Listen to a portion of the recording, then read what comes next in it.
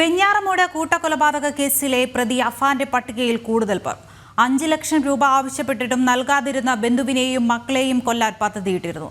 അഫാൻ പോലീസിന് നൽകിയ മൊഴിയിലാണ് കൂടുതൽ വെളിപ്പെടുത്തലുണ്ടായിരിക്കുന്നത്. വിശദാംശങ്ങളുമായി ടിൻഡുദാസ് ഉണ്ട്. ടിൻഡു, എന്തൊക്കെയാണ് അഫാന്റെ മൊഴിയിൽ നിന്നുള്ള കൂടുതൽ വിവരങ്ങൾ?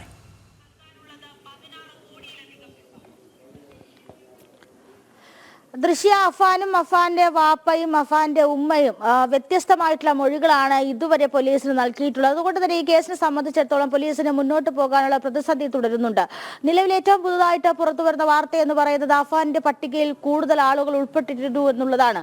അഫാന്റെ ഒരു ബന്ധുവിന്റെ മകളെയും കൊല്ലാനായിട്ട് അഫാൻ പദ്ധതിയിട്ടിരുന്നു. 5 ലക്ഷം രൂപ കടം തീർക്കാനായിട്ട് ഇവരോട് ആവശ്യപ്പെട്ടിരുന്നു. പക്ഷേ ഈ വേളയിൽ ഇവർ ഈ പണം നൽകിയില്ല. ആ ഒരു സാഹചര്യത്തിൽ കൂടിയാണ് ഇത്തരത്തിൽ ഈ ബന്ധുവിന്റെ മകളെയും കൂടി കൊലപ്പെടുത്താനുള്ള തീരുമാനത്തിലേക്ക് അഫാൻ കടന്നത്. പക്ഷേ ഈ അഞ്ച് കൊലപാതകവും ഒരു കൊലപാതക ശ്രമത്തിനു ശേഷം പിന്നീട് അഫാൻ പെട്ടെന്ന് മൗനത്തിലാവുകയും അഫാൻ പോലീസ് സ്റ്റേഷനിലേക്ക് വന്ന് കീഴടങ്ങുകയാണ് ചെയ്തത്. ഈ കേസിലെ ഏറ്റവും പ്രധാനപ്പെട്ട കാര്യം എന്ന് പറയുന്നത് വ്യക്തമായിട്ടുള്ള സാക്ഷിമൊഴികളോ അല്ലെങ്കിൽ പോലീസ് പ്രതിയെ നേരിട്ട് പിടികൂടുകയോ ചെയ്തൊരു കേസല്ലായിരുന്നു. പ്രതി തന്നെ വന്ന് കീഴടങ്ങുന്ന ഒരു കേസാണ്. അല്ലെങ്കിൽ കൊലപാതകം ചെയ്തു എന്ന് പോലീസ് അറിയുന്നതിന് മുന്നേ തന്നെ പ്രതി പോലീസ് സ്റ്റേഷനിൽ വന്ന് കീഴടങ്ങിയ ഒരു കേസ്.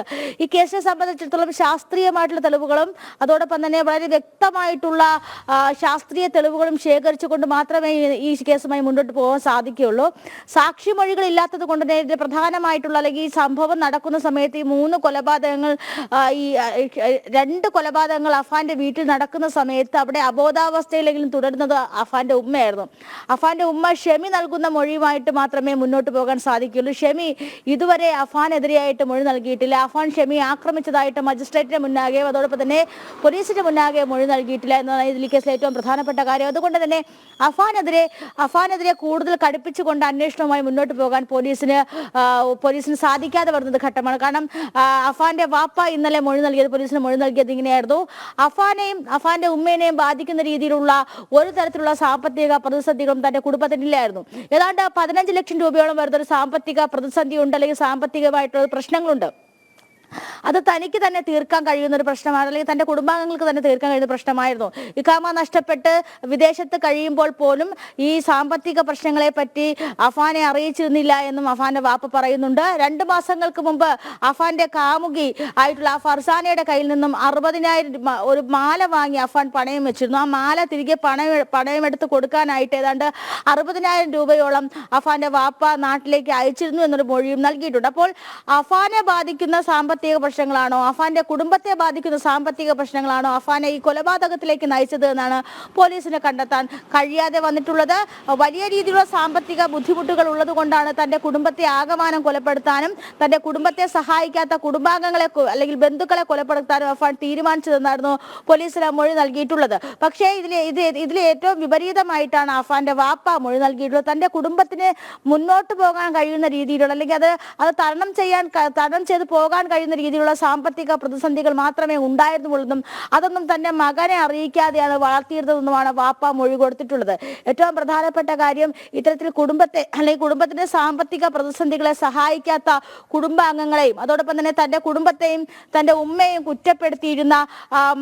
കുറ്റപ്പെടുത്തിയിരുന്ന ബന്ധുക്കളെയും വകവരുത്താനായിട്ട് അഫാൻ നേരത്തെ തന്നെ പദ്ധതികൾ ഇട്ടിരുന്നു എന്നുള്ള കാര്യമാണ് പുറത്തു വരുന്നത്. അല്ലെങ്കിൽ ഈ വളരെ പ്ലാൻ ചെയ്തുകൊണ്ടുള്ള ഒരു തീരുമാനം, ചുറ്റിക വാങ്ങി ഒരേ ആയുധം കൊണ്ട് എല്ലാവരെയും കൊലപ്പെടുത്തുന്ന രീതിയിലേക്ക് അഫാൻ കടക്കില്ലായിരുന്നു. ഈ ഹാമർ ഉപയോഗിച്ചാണ് അഫാൻ കൊലകൾ ചെയ്തിരിക്കുന്നത് എന്ന് മൊഴി നൽകുമ്പോഴും പോലീസ് ഇപ്പോഴും ആയുധം അതാണോ എന്ന് ഉറപ്പിച്ചിട്ടില്ല. കാരണം ഏറ്റവും മൃഗീയമായിട്ടും ഏറ്റവും ക്രൂരമായ രീതിയിലാണ് അഫാന്റെ അനിയനെയും അതോടൊപ്പം തന്നെ പെൺസുഹൃത്തിനെയും കൊലപ്പെടുത്തിയിരിക്കുന്നത്. അപ്പോൾ എന്ത് വൈരാഗ്യത്തിന്റെ പേരിലാണ് അഫാൻ ഇത്തരത്തിലൊരു തീരുമാനത്തിലേക്ക് കടക്കുന്നതെന്നും അഫാന്റെ പട്ടികയിൽ കൂടുതൽ ആളുകൾ ഉൾപ്പെട്ടിയതെന്നും അല്ലെങ്കിൽ അഫാൻ ഈ ബന്ധുക്കളെല്ലാം കൊന്നൊടുക്കാൻ തീരുമാനിച്ചിരിക്കുന്നതെന്നും കണ്ടെത്താൻ കഴിയാത്തൊരു ഘട്ടത്തിലാണ് പോലീസ് കിളിമാനൂർ CI അതോടൊപ്പം തന്നെ പാങ്ങോട് CI വെഞ്ഞാറമൂട് CI ഇവരൊക്കെ അടങ്ങുന്ന ഒരു വലിയ സംഘം ഇതുമായി ഇതിന്റെ പിന്നിലുണ്ടെങ്കിൽ പോലും അഫാന്റെ മാനസിക നില ശരിയായ രീതിയിൽ വരുന്നു, അല്ലെങ്കിൽ അഫാന്റെ മാനസിക നിലയ്ക്ക് ഒരു പ്രശ്നവുമില്ല എന്ന് മെഡിക്കൽ ബോർഡ് കണ്ടെത്തി കഴിഞ്ഞാൽ മാത്രമേ കൂടുതൽ വിവരങ്ങൾ തേടാൻ സാധിക്കുള്ളൂ. പ്രധാനമായിട്ടും സാക്ഷിമൊഴികൾ ഇല്ലാത്തൊരു കേസായതുകൊണ്ട് തന്നെ ശാസ്ത്രീയമായിട്ടുള്ള തെളിവുകൾ എത്തുക എന്ന് പറയുന്നതും ഏറ്റവും ശ്രമകരമായിട്ടുള്ള കാര്യമാണ്. കാരണം അഫാന്റെ വീട്ടിനകത്ത് വീടിനകത്ത് CCTVകളില്ല. പിന്നീടുള്ളത് വീടിന് പുറത്തെ അല്ലെങ്കിൽ റോഡിലുള്ള CCTV ദൃശ്യങ്ങളാണ്. അഫാൻ ഈ ഉമ്മുമ്മയെ കൊല്ലാൻ പോകുന്നതും അതോടൊപ്പം തന്നെ വല്യുപ്പായെ കൊല്ലാൻ പോകുന്നതും ഒക്കെയുള്ള ദൃശ്യങ്ങളൊക്കെ ലഭിച്ചിട്ടുണ്ടെങ്കിൽ പോലും ഈ വീട്ടിനകത്ത് എന്താണ് സംഭവിച്ചിട്ടുള്ളതെന്ന് അറിയാൻ സാധിക്കുന്ന ഒരാൾ മാത്രമേ ഉള്ളൂ. അത് അഫാന്റെ ഉമ്മയാണ്. ഉമ്മ നൽകുന്ന മൊഴിയുമായിട്ട് മാത്രമേ മുന്നോട്ട് പോകാൻ സാധിക്കുള്ളൂ. ഈ നിമിഷം വരെ ഉമ്മ അഫാനെ തള്ളിപ്പറഞ്ഞുകൊണ്ട് അഫാൻ തന്നെ ഉപദ്രവിച്ചു എന്നൊരു മൊഴി കൊടുത്തിട്ടില്ല. അത് തന്നെയാണ് ഒരുപക്ഷെ ഈ കേസിനെ സംബന്ധിച്ചത് ഏറ്റവും പ്രതിസന്ധിയായിട്ടുള്ള കാര്യം. എന്തായാലും അഫാന്റെ പട്ടികയിൽ കൂടുതൽ ആളുകൾ ഉൾപ്പെട്ടിരുന്നു എന്ന ഞെട്ടിക്കുന്ന മൊഴിയാണ് ഈ മണിക്കൂറിൽ പുറത്തു വരുന്നത്. ദൃശ്യ ടിൻഡു, അഫാന് ആരോഗ്യ പ്രശ്നങ്ങളൊന്നുമില്ല എന്ന് ഡോക്ടർമാർ പറയുന്നുണ്ട്. ഇന്ന് ജയിലിലേക്ക് മാറ്റാനുള്ള സാധ്യതയുമില്ലേ?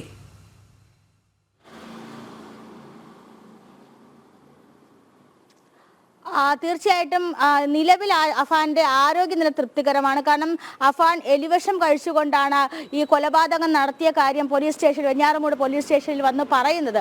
അപ്പോൾ അന്ന് ആ സമയത്ത് തന്നെ അഫാനെ തിരുവനന്തപുരം മെഡിക്കൽ കോളേജ് ആശുപത്രിയിലേക്ക് മാറ്റിയിരുന്നു. കൊണ്ടുവന്ന ഘട്ടത്തിലൊന്നും ഒരു പ്രശ്നവുമില്ല. പക്ഷേ എലിവിഷം ആയതുകൊണ്ട് തന്നെ അടുത്ത ദിവസങ്ങളിലാണ് ശരീരത്തെ അത് പ്രതികൂലമായിട്ട് ബാധിക്കുന്നതെന്ന് ഡോക്ടർമാർ അറിയിക്കുകയായിരുന്നു. തുടർന്ന് അഫാനെ അവിടെ തന്നെ അഡ്മിറ്റ് ചെയ്യുകയായിരുന്നു. തുടർന്ന് മജിസ്ട്രേറ്റ് വന്ന് അഫാന്റെ മൊഴിയെടുക്കുകയും അഫാനെ 14 ദിവസത്തേക്ക് റിമാൻഡ് ചെയ്യുകയും ചെയ്തു. ആരോഗ്യനില നിലവിലെ സാഹചര്യത്തിൽ തൃപ്തികരമാണ് എന്നാണ് ആശുപത്രി അധികൃതർ നൽകുന്ന വിവരം. അങ്ങനെയെങ്കിൽ അഫാനെ തിരുവനന്തപുരം പൂജപ്പുര സെൻട്രൽ ജയിലിലേക്ക് മാറ്റും. പിന്നീട് അവിടെ നിന്ന് കസ്റ്റഡി അപേക്ഷ കൊടുത്ത് അഫാനെ കസ്റ്റഡിയിൽ വാങ്ങിയതിനു ശേഷമായിരിക്കും കൂടുതൽ മൊഴിയെടുപ്പുകളും കൂടുതൽ അന്വേഷണങ്ങളും ഒക്കെ നടക്കുക. ഏറ്റവും പ്രധാനപ്പെട്ട കാര്യം അഫാൻ ലഹരി ഉപയോഗിച്ചിരുന്നോ എന്നുള്ള കാര്യമായിരുന്നു പോലീസിന് ആദ്യത്തെ ഘട്ടത്തിൽ സംശയമുണ്ടായിരുന്നത്. അത്തരത്തിൽ രാസലഹരിയോ സിന്തറ്റിക് ലഹരിയായിട്ട് ഉൽപ്പന്നങ്ങളോ അഫാൻ ഉപയോഗിച്ചിരുന്നില്ല. ഈ കൊലപാതകം നടത്തുന്നതിന് അരമണിക്കൂർ മുമ്പ് ബാറിൽ പോവുകയും അവിടെ നിന്ന് മദ്യം കഴിക്കുകയും പിന്നീട് ഒരു കുപ്പി മദ്യം വാങ്ങി കരുതുകയും ചെയ്തിരുന്നു എന്നൊരു മൊഴി, അത്തരത്തിലൊരു മൊഴി